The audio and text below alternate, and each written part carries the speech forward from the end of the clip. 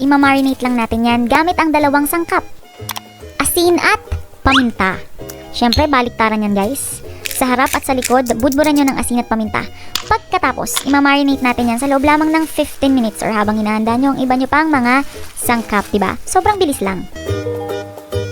Kailangan natin ng 3 to 4 tablespoon ng butter or margarine. So yung half na yan, 1 stick yan, equivalent to 8 tablespoon. Pag hinati mo pa siya, 4 tablespoon na lang. Ayan, binawasan ko pa ng maliit para maging 3 tablespoon. Pero pwede din kayong gumamit ng 4 tablespoon or 1/2 stick margarine or butter.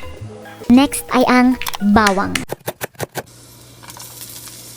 Next ay ang all-purpose flour or APF. 1.5 to 2 cups of water. Tip lang guys, dahan-dahan nyo lamang ibuhos ang tubig. Pwedeng 1.5 cup lang muna yung ilagay nyo, pagkatapos pag nalalaputan pa kayo, tsaka nyo idagdag ng paunti-unti yung natitirang half cup. Bago natin yung tuluyang palaputin, ilagay natin yung mga pampalasa, asin at paminta at oyster sauce. So tuloy-tuloy lang ang paghalo hanggang sa ito ay lumapot. By the way guys, ang apoy natin dyan ay medium fire. Ayan guys, papatayin na natin yan. Nakita nyo medyo lumapot na. Pag lumamig yan, mas lalapot pa yan. Lagyan lang ulit ng pampalasa, asin at paminta.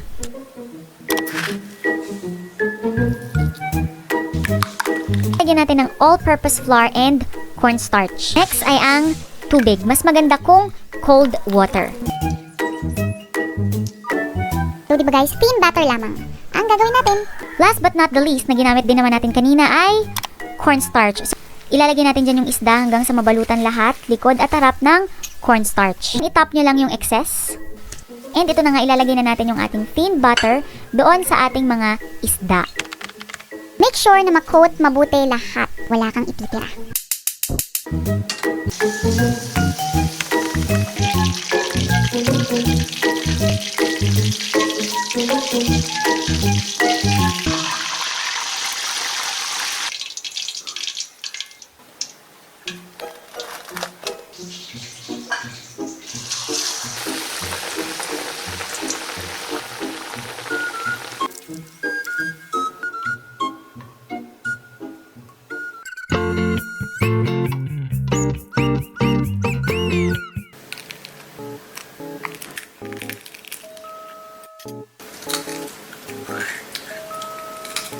O diba guys, sobrang lutong ng ating isda at napakasarap.